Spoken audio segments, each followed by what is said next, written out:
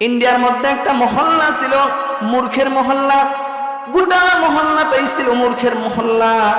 তারা এরকম করে ক খ জানতো না, এবিসিডিও জানতো না, আলিফ বাও তা আরো জানতো না। পুরা মহল্লাটাই হচ্ছে মূর্খের মহল্লা। এমন একটা মহল্লার মধ্যে একজন মানুষ মারা যায়, ইন্তেকাল করে।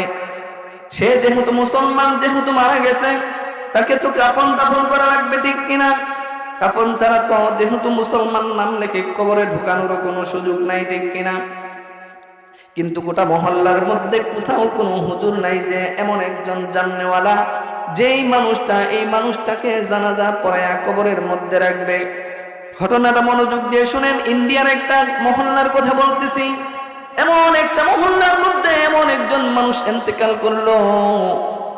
সারা আশপাশের মহল্লার মধ্যে হুজুর খোঁজার জন্য পাঠায়া দিল।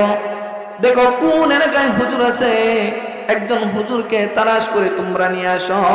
ওই হুজুরকে দিয়ে আমরা আমাদের এই ভাইটাকে জানাজা পড়াইয়া দাফন কাফনের ব্যবস্থা করি। সারা মহল্লার মধ্যে সারা রাত্রি খুঁজে কোথাও কোনো হুজুরের সন্ধান মিলল না। সবাই এরকম করে ব্যর্থ হয়ে ফিরে আসলো। এলাকার মাতাব্বর মুরব্বীদের কাছে বলল, কোথাও কোনো হুজুর পাওয়া যায় না। সবার মুখের মধ্যে মালিন্যতার চাপ আর টেনশনের ভাব।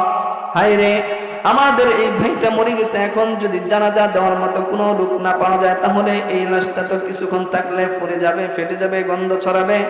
তাছাড়া কোনো লাশকে ঘরে রেখেও কোনো মানুষের খাবার দাবার আর ঘুমের কোনো সুযোগ নাই, ঠিক কিনা?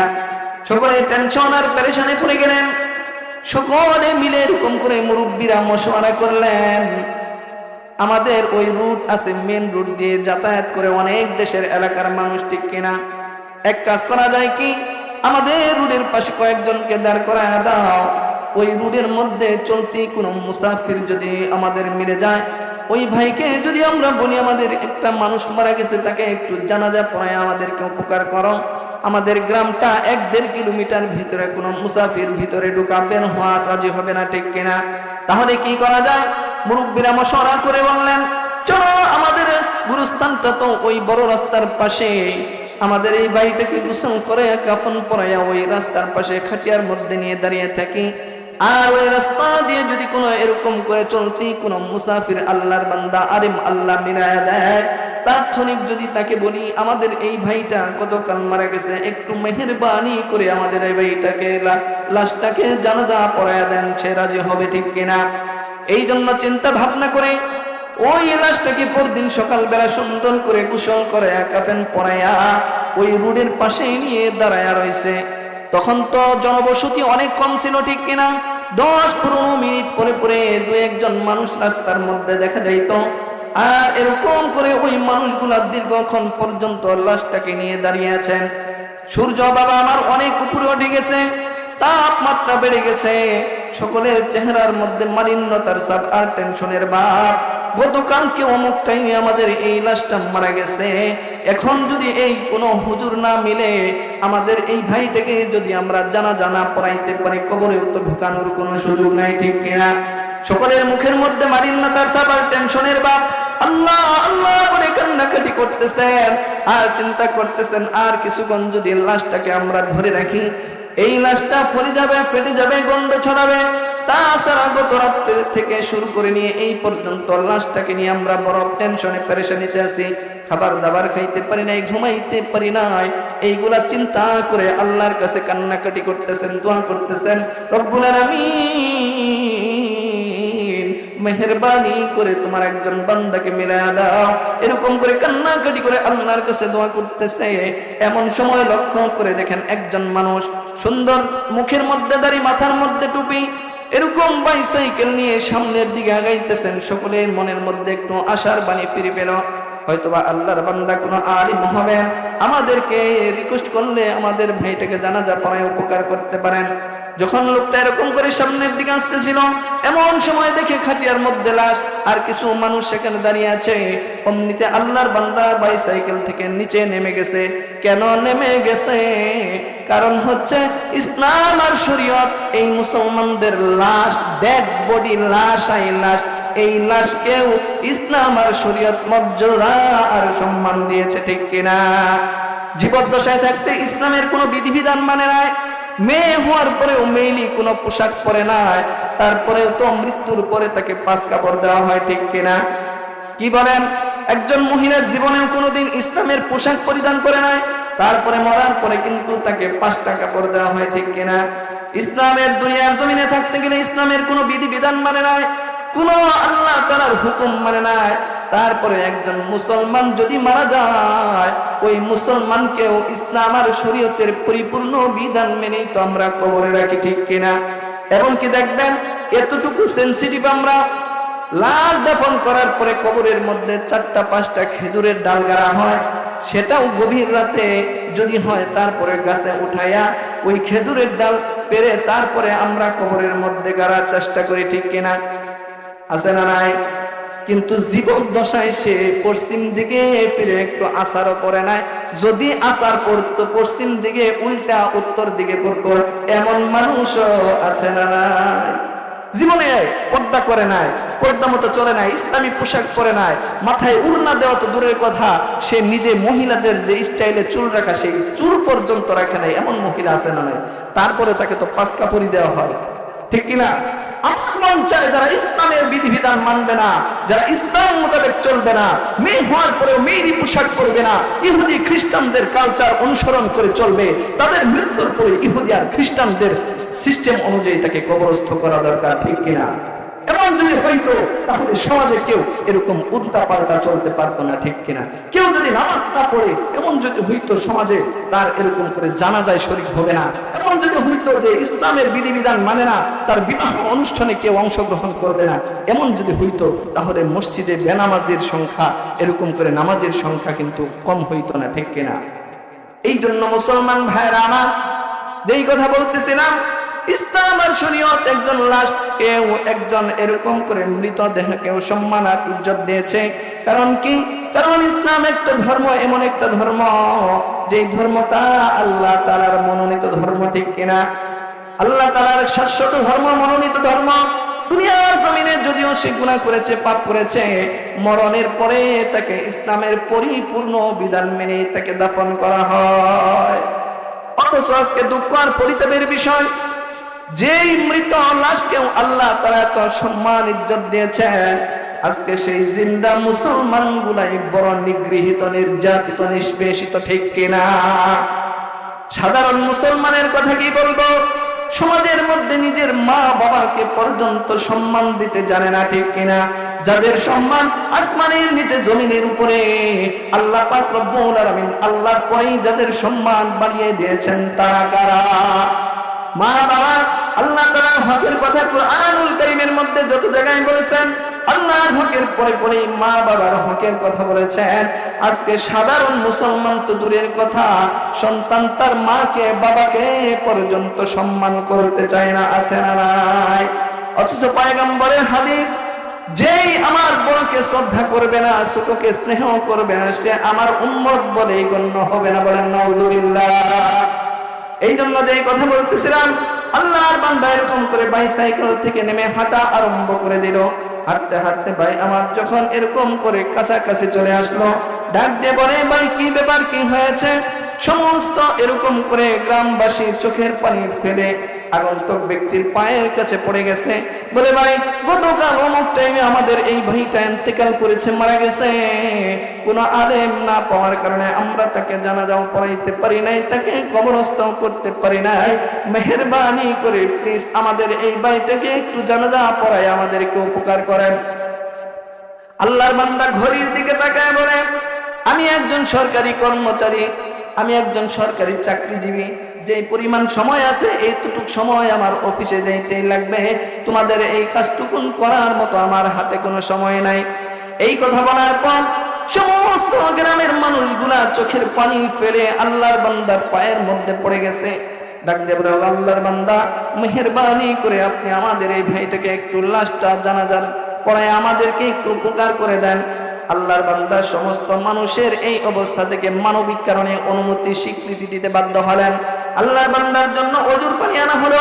সুন্দরভাবে অজুর পানি দিয়ে অজু করে ওই মানুষগুলাকে সারিবদ্ধ করে জানাজা পড়ায় উপকার করলেন। এবার জানাজা পড়ায় আল্লাহর বান্দা যেতে চায়, গ্রামের মানুষ তাকে যেতে দেয় না। বলে, হুজুর আপনি আমাদের এই ভাইটাকে এরকম করে জানাজা পড়াইছেন ঠিক, কিন্তু কোন তরিকায় লাশকে কবরে রাখতে হয়, কি বলে রাখতে হয় এটাও আমরা জানি না। মেহেরবানি করে আমাদের এই ভাইটাকে কবর দেওয়ার সূচনা করে দিয়ে চলে যান। আল্লাহর বান্দা মানবিক কারণে এটাতেও সম্মতি দিতে বাধ্য হলেন। নিজের হাতে কবরের মধ্যে নেমে লাশটাকে কবরে নামাইলেন। কবরে নামানোর পর নিজেই কবরে রাখলেন। এবার এরকম করে মানুষদেরকে বললেন, বাঁশগুলো দিয়া চাটাই দিয়া এরকম করে কবর দেওয়ার সূচনা করে দিয়ে আল্লাহর বান্দা অফিসে চলে গেলেন।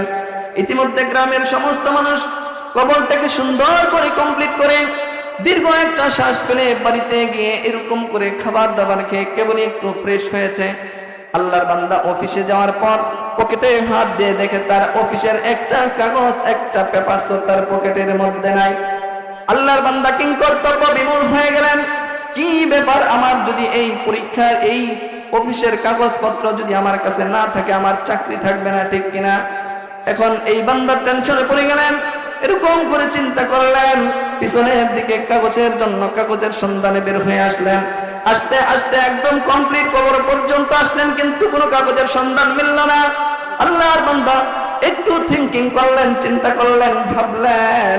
ভাবার পর এরকম করে ভাবলেন, যখন আমি এই লাশটাকে কবরে নামানোর জন্য উপর হই, নিঃসন্দেহে তামাম কাগজগুলো আমার পকেট থেকে কবরের মধ্যে পড়ে গেছে।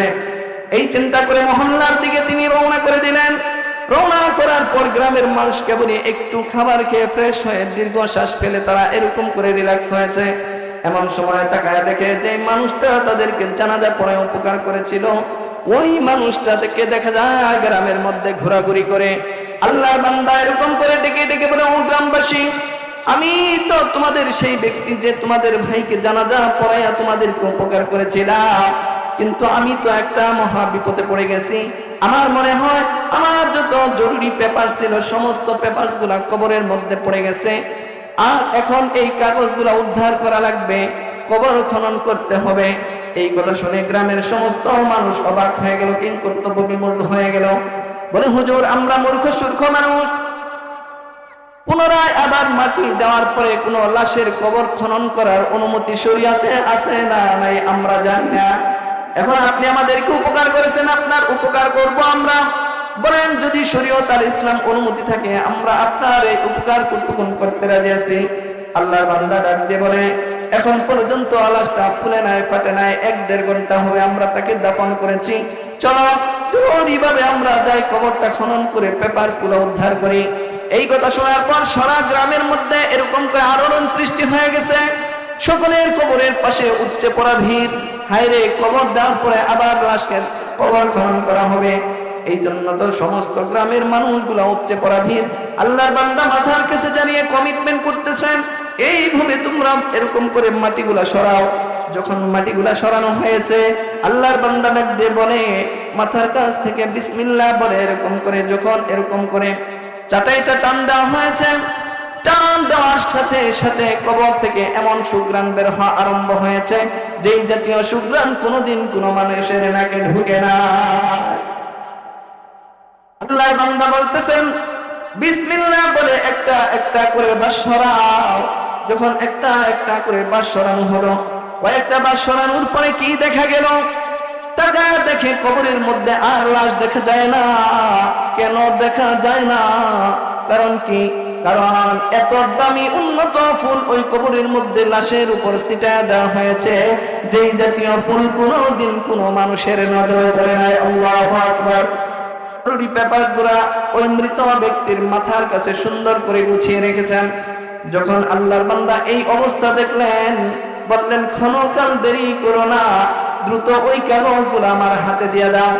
দ্রুত ওই কাগজগুলা তার হাতে দিয়া বলল, দ্রুত তোমরা এই কবরটাকে এরকম করে আগের মতো কমপ্লিট করে দাও। আল্লাহর বান্দা এতক্ষণ তার মাথায় ছিল চাকরির টেনশন, পেপারের টেনশন, ঠিক কিনা? কিন্তু যখন আল্লাহর বান্দা কবরের মধ্যে একটা লাশের সাথে এরকম দৃশ্য দেখলেন, তার মনের মস্তিষ্কের কোথায় হৃদয়ের মধ্যে জাগ্রত হইল, আমি তো চাকরি আর পেপারসের পিছনে দৌড়াইতেছি, 1-1.5 ঘন্টার ব্যবধানে আল্লাহ পাক রব্বুল আলামিন এই মাটির দেহ মাটির কবরে শুয়াইতে আমরা দেরি করলেও আরশের মালিক এই কবরবাসীর কবরকে জান্নাতি ডেকোরেশন করতে দেরি করে না, ঠিক কিনা? কবরের এই অবস্থা দেখে আল্লাহর বান্দার দিলের মধ্যে আগ্রহ জাগলো, আহারে আমিও তো একদিন এই কবরের মধ্যে চলে আসবো, এই কবরের বাসিন্দা হয়ে যাব, আমার কবরটাও যাতে এরকম হয় এটা করার দরকার আছে না নাই? আল্লাহর বান্দার এখন আখিরাতের চিন্তা শুরু হয়ে গেছে। হায়রে, একজন মূর্খ মানুষ যাকে দাফন করার মতো কোনো লোক পর্যন্ত নাই, তার কবরটা যদি রব্বে কারীম আরশের মালিক 1 ঘন্টার ব্যবধানে এত সুন্দর করে দিতে পারে, তাহলে আমার কবরটাও কিভাবে এরকম হয় সেটা করার দরকার আছে না নাই? আল্লাহর বান্দা ডেকে ডেকে বলে, ও গ্রামবাসী, তোমরা কি জানো এই লোকের সব থেকে কাছের মানুষকে? গ্রামের সমস্ত মানুষগুলা চোখের পানি ছেড়ে দিয়ে কান্না করে বলে, হুজুর আপনি তো জানেন গোটা মহল্লাটাই মূর্খের মহল্লা। এই ব্যক্তি এমন একজন গণ্ড মূর্খ ছিল, তার এই দুনিয়ার জমিনে আপন বলতে কেউ নাই, বিবি নাই, বাচ্চা নাই, এরকম করে ফুফু মা বাবা আত্মীয় স্বজন কেউ নাই। তবে উনাকে আল্লাহ তারা একটা কন্যা সন্তান দান করেছিলেন, ওই কন্যাকে বাড়িতেই বিবাহ দিয়ে রেখেছিলেন, আর এই কন্যার কাছে বাকি জীবন সে পার করলেন। আল্লাহর বান্দা বলে, তার কাছে আমাকে নিয়ে চলো। আল্লাহর বান্দা ওই অসহায় মৃত ব্যক্তির বাড়িতে চলে গেলেন, পর্দা মেনটেন করে ডাক দিলেন, মাগো ও মা, আমরা ওই ব্যক্তি তোমার বাবাকে কিছুক্ষণ আগে আমরা কবরস্থ করেছি। তোমার বাবা কি আমল ছিল, কোন আমলের বরকতে আল্লাহ পাক রব্বুল আলামিন তার কবরটাকে এত সুন্দর করে দিলেন। আমরা গ্রামের মানুষ 1-1.5 ঘন্টার ব্যবধানে মাটির জমিনে শুয়াইলেও রব্বে কারীম তোমার বাবার কবরটা 1 ঘন্টার ব্যবধানে জান্নাতি ডেকোরেশন করতে দেরি করে নাই। সুবহানাল্লাহ। বলো বলো মা, তোমার আব্বার কি এমন আমল ছিল গো মা? তুমি আমাদেরকে একটু বলো, কোন আমলের বদলতে আমার রব্বে কারীম তোমার বাবার কবরটাকে এরকম জান্নাতের বাগান বানায় দিল? আল্লাহর বান্দি চোখের পানি ফেলে বলে, আঙ্কেল আপনি তো জানেন আমাদের গোটা মহল্লাটাই হচ্ছে মূর্খের মহল্লা। এই মহল্লার মধ্যে আমার বাবা একজন গণ্ড মূর্খ ছিলেন, বাবা আমার কৃষক ছিলেন, তার এমন কোন আমল আমরা দেখি নাই। তবে আমি আমার মনের মস্তিষ্কের মনি কোথায় একটা কথা আমার বারবার জাগ্রত হয়। বাবা আমার কৃষক ছিলেন, সারাদিন মাঠে ঘাটে কাজ করতেন, সন্ধ্যাবেলা যখন বাড়ি ফিরতেন আমাদের ওই যে ওখানে ঘাটের ওখানে বসে বসে সুন্দর করে তার হাত গুলার ডলে ডলে সুন্দর করে পরিষ্কার করতেন, সুন্দর করে এরকম করে ওযু করে ঘরের ভিতরে আসতেন। সন্ধ্যার পরে আমাদের ঘরের তাকের মধ্যে তক্তার মধ্যে একটা মোটা বই রাখা আছে, কোনোদিন আমরা ওই বইয়ের কাছে যাই নাই, ধরি নাই। ওই বইটা একটা কাপড় দিয়ে পেছানো। আমার আব্বা ওই কিতাবটা এরকম করে প্রতিদিন ওই কিতাবটা নামাইতেন, এরকম করে গিলাপটা খুলে বুকের সাথে দীর্ঘক্ষণ পর্যন্ত জড়ায় ধরতেন, চুমু খাইতেন, চোখের সাথে এরকম করে লাগাইতেন, আর ওই কিতাবটা এরকম করে খুলে প্রতিটা লাইনের নিচে হাত দিয়ে বলতেন, এ বি সস কাহা, এ বি সস কাহা, এ বি সস কাহা, ये भी मेरे मौला का फरमान है, ये भी मेरे मौला का फरमान है। চোখের পানি ফেলে ফেলে আবেগে আপ্লুত হয়ে আমার বাবা প্রতিটা লাইনের নিচে হাত দিতেন আর বলতেন, এটাও সত্য কথা, এটাও সত্য কথা, এটাও আমার আল্লাহর কথা, এটাও আমার আল্লাহর কথা। এই কথা বলে বলে সে যে কোরআন পড়তে পারতো না, কোরআন তেলাওয়াত বুঝতো না, আবেগে আপ্লুত হয়ে প্রতিটা লাইনের নিচে এইভাবে হাত ঘুরাইতেন আর চোখের পানি ফেলে ফেলে আবেগে আপ্লুত হয়ে কান্না করতেন। আমার বাবাকে এই আমলটুকুন করতে দেখেছি। আল্লাহ বান্দা ডেকে বলে, মাগো ও মা, ওই কিতাবটা আমাদের কাছে পাঠিয়ে দাও। যখন ওই কিতাবটা এরকম করে বইটা পাঠিয়ে দেওয়া হলো, আল্লাহর বান্দার হস্তগত হলো। আল্লাহর বান্দা এরকম করে হাতে নিয়ে খুলে দেখেন, না না না, এটা রবি ঠাকুর আর কবি নজরুলের রচিত কোনো বই নয়, এটা তো আমার রব্বে কারীমের কালামে পাক আল কুরআন। এখন আল্লাহর বান্দা ডেকে বলে, মাগো আর তোমাকে প্রশ্ন করার কোনো দরকার নাই, প্রয়োজন নাই। আমরা বুঝতে পেরেছি তোমার বাবা জীবনে কোরআন পড়তে পারে না, কোরআন শিখতে পারে না, কোরআন তেলাওয়াত করতে পারে না। এই যে পড়তে যে পারে না, এই আবেগটুকু মিঠাইতে যাইয়া এই কোরআনকে বুকের সাথে জড়ায় ধরছে, চোখের সাথে লাগাইছে, চুমু খাইছে। এই কোরআনকে মুহাব্বত করার কারণে আমরা গ্রামবাসী তোমার বাবাকে মাটির কবরে শোয়াইতে দেরি করলেও আরশের মালিক কুরআন তোমার বাবা কবরটাকে জান্নাতে ডেকোরেশন করতে দেরি করে নাই, ঠিক কিনা? এ কালামে জিন্দা কুরআনে হাকিম তাকাসার আনু আফহামুর রিজালিন জামিউল ইলমি ফিল কুরআনে হাকিম হিকমতে লা ইয়াজালাস্তু কাদিম, ঠিক কিনা? এই কোরআনের সাথে কোরআন তেলাওয়াত করতে পারে না, কোরআনকে মুহাব্বত করার কারণে, কোরআনকে ভালোবাসার কারণে একজন মূর্খ সূর্খ মানুষকেও আল্লাহ তাআলা কবরটাকে জান্নাতি বানায়া দেয়, ঠিক কিনা? এই জন্য কোরআনের সাথে সম্পর্ক রাখার দরকার আছে না নাই? কোরআনকে মুহাব্বত করার দরকার আছে না নাই? এই জন্যই তো পয়গম্বর হাদিসের মধ্যে বলেন, কোন আলিমান, তুমি আলেম হয়ে যাও। যদি আলেম হইতে না পারো, যদি আলেম হইতে পারো, আসমানের নিচে জমিনের উপরে সব থেকে দামি হয়ে যাবে, ঠিক কিনা? তুমি আলেম হইতে পারে নাই, তালিবুল ইলম হয়ে যাও। আও মুতাআল্লিমান, তুমি তালিবুল ইলম হও। তুমি শুধু তালিবুল ইলম যদি হয়ে যাও আর ইলম শিখার জন্য যদি ঘর থেকে বের হয়ে যাও, আমার রব্বে কারীম বলেন, মান সালাকা তরিকান ইয়ালতামিসু ফীহি ইলমান সাহারাল্লাহু লাহু তরিকান ইলাল জান্নাহ। যেই মানুষটা এখন পর্যন্ত ইলম শিখে নাই, ইলম এরকম করে অন্বেষণ করার জন্য মাদ্রাসায় ভর্তি হয় না, শুধু কমপ্লিটলি নিয়ত করে এরকম করে বেড খেতা বেঁধে এরকম করে নিয়ত করেছে আমি মাদ্রাসায় ভর্তি হব, কুতুবপুর মাদ্রাসায় ভর্তি হব, বড়চনা মাদ্রাসায় ভর্তি হব, সখীপুর এরকম করে মাদ্রাসায় হেফজখানায় ভর্তি হব, এই নিয়ত করে শুধু যদি বেড খেতা বেঁধে বাড়ি থেকে রওনা করে, আমার রব্বে কারীম ডেকে ডেকে বলেন, ও দুনিয়ার মানুষ, তুমি মাদ্রাসায় ভর্তি হও নাই, একটা হরফ পড়ো নাই, শুধু নিয়তের বাড়ি থেকে বের হয়েছ। এই কারণে আমি রব্বে কারীম তোমার জান্নাতের রাস্তাকে আসান করে দেই। সুবহানাল্লাহ। মান সালাকা তরিকান ইয়ালতামিসু ফীহি ইলমান সাহালাল্লাহু লাহু বিহি তরিকান ইলাল জান্নাহ। আমার পয়গম্বরের হাদিস, তোমরা যদি এরকম করে তালিবুল ইলম হতে চাও, দাড়ি পাইকা গেছে, চোখে দেখো না, জিহ্বা ঘুরে না, কোনো সমস্যা নাই। তুমি যদি মসজিদের ইমাম সাহেবের দিকে অগ্রসর হও, বৃদ্ধ হয়ে গেছি, সূরা ফাতিহা ঠিক করা দরকার, ওযু গোসল ঠিক করা দরকার, 60 বছর যাবত দাম্পত্য জীবন এরকম চালাইতেছি, ওযুর ফরজ কিভাবে অর্জন করতে হয়, গোসল ফরজ কিভাবে হয়, ফরজ থেকে কিভাবে পবিত্রতা অর্জন করতে হয় অনেকে জানি না, ঠিক কিনা? অথচ ছোট্ট ছোট্ট মাদ্রাসার এরকম করে প্লে নার্সারির 3-4 বছরের বাচ্চারা পর্যন্ত এইগুলা জানে কি জানে না।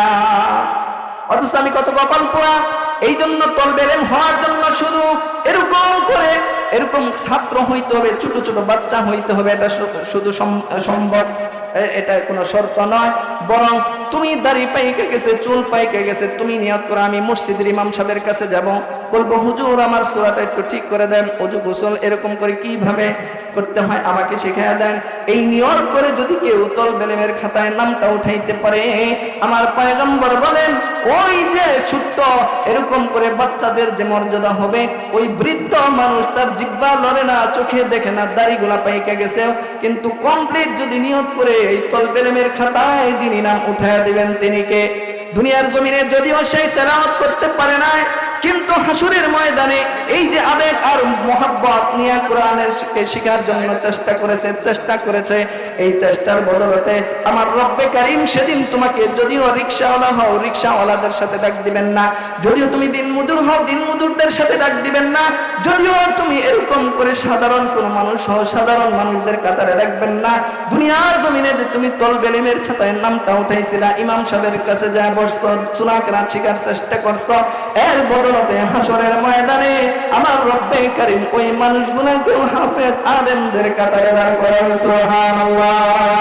এই জন্য 1 নম্বরে তুমি আলেম হও, 2 নম্বরে তালিবুল ইলম হও, সেই সুযোগ তোমার নাই। তুমি এরকম করে কুরআন আর কুরআনওয়ালাদেরকে সাহায্য সহযোগিতাকারী হও।